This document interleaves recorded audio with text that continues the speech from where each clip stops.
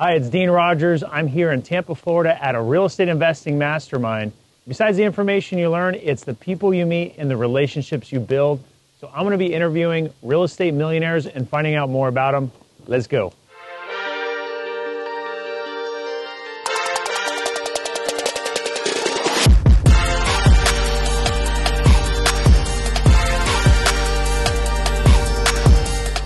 Dean Rogers here with Dolmar Cross. How'd you become a millionaire? Real estate. I started out as a balloon artiste when I was in college. Not a lot of people know that. I used to make balloon animals in restaurants like pregnant monkeys. And I used to be a door-to-door salesman. But I read this book called Rich Dad, Poor Dad, and it taught me the possibilities of what could be. It wasn't a step-by-step book, so I jumped in with no mentor, no coach, made a lot of mistakes, failed on my first 4 deals. In fact, the last house, the 4th house, fell down on me and immediately put me in debt. I'm a college student, already broke, back against the wall, and now I'm $65,000 in debt. It was then I got resourceful. Your biggest resource is your resourcefulness. I got resourceful, got a mentor, and that mentor taught me the art of paper flipping, wholesaling. It wasn't very popular back then. It was like a well-kept secret because there was no YouTube or social media back then, or Facebook, and so, or it was just coming out. So there's not a lot of content out there on it. But he taught me this strategy that completely changed my life. And so the year 2005, the first 3 quarters, I failed at real estate. But that last quarter, I made $60,000 that year and never stopped since. And real estate literally has changed my life and allowed me to invest in other things I'm also passionate about. We call it purposeful investing, and invest in things that positively impact people's lives in the world. I love that. Balloon artiste. You gotta make it sound sexy, all right? Balloon artiste. It's got to be sexy. Yes, that's right. What was the one breakthrough that helped you achieve success? Mentorship. In fact, if I were to go back, I wish I would have done it sooner. I miserably failed without the help and guidance of a mentor.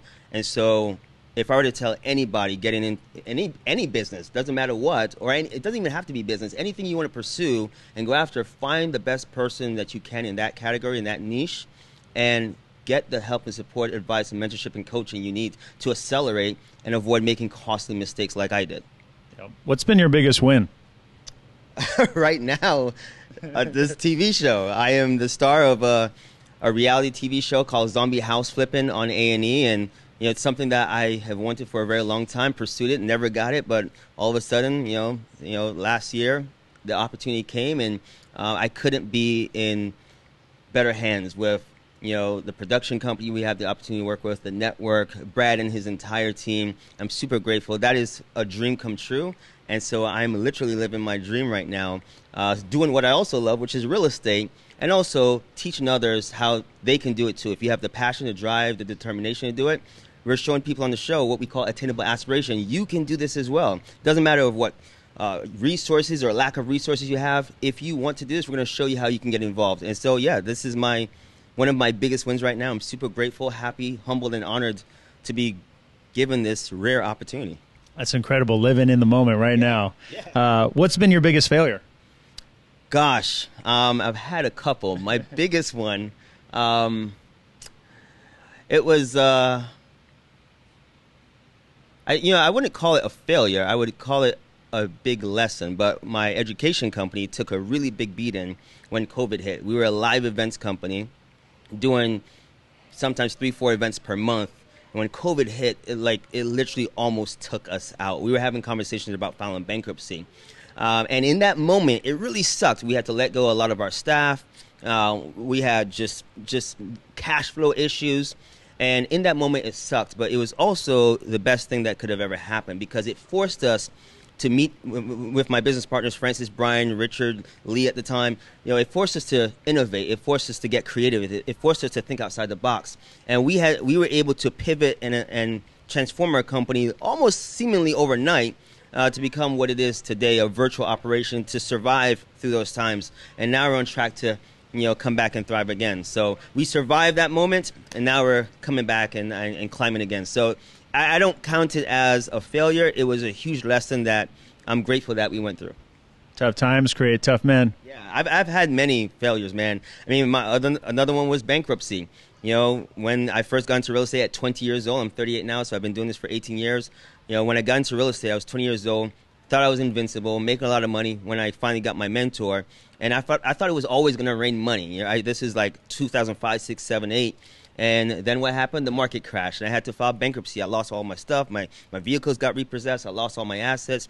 I got married around the same time. And you know what's not sexy? I say it's sexy a lot. But you want to know what's not sexy? It's coming home from your honeymoon. Like, I just got married, came home from my honeymoon to go see a bankruptcy attorney. Like, that's not how you start a marriage. But thankfully, I had an awesome woman by my side, a supportive woman who believed in me and stuck through it with me, and we rebuild together. And so hopefully you have someone like that in your life, and if not, you got to surround yourself with like-minded people who are going to encourage you, push you, help you to grow, help you to evolve.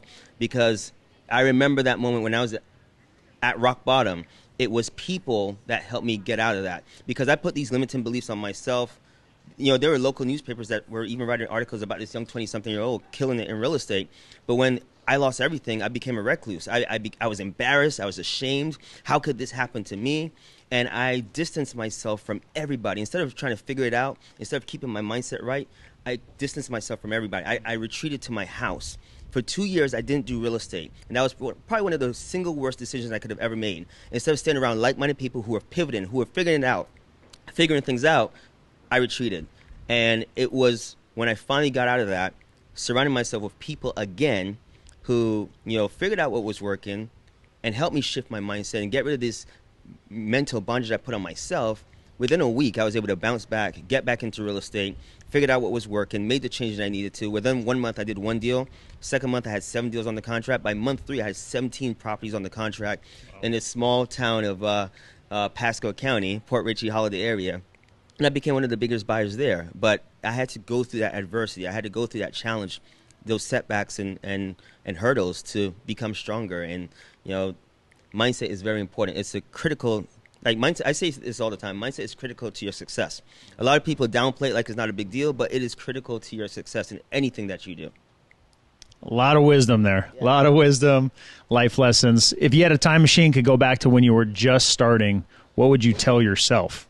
Get a mentor sooner. That's what I would have done. Get mentorship and help way sooner, because I would have been light years ahead of where I am today. If someone's looking to get started in real estate right now, what do you think is the best way to get started in real estate investing in 2023?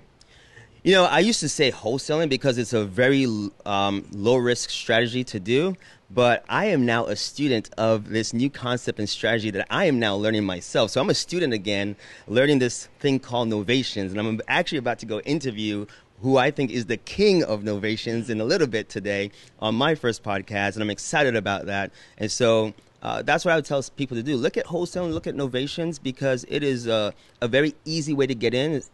It's a simple business strategy to get into real estate. It takes work, right? Nothing works unless you do, so you're going to have to put in some work. But it's the fastest, easiest way to make money in this business of real estate if that's your interest. It's active income, but you can build up your liquidity and then transition, invest that money, and start making your money work for you. If you weren't doing anything in real estate and not being a balloon artiste, what would you be doing?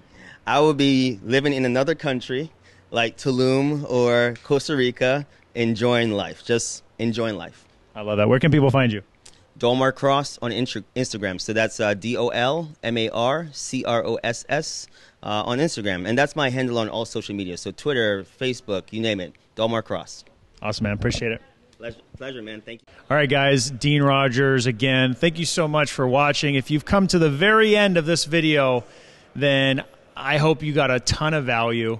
For me, this is what it's all about. When you can get around other people that are thinking at higher levels, that have gone through incredible life experiences, then you're going to benefit from that as well. And just that's where the growth happens. So I hope you were inspired. I hope you search out some of these people and learn more about them. There's some incredible people that have gone through and have incredible stories.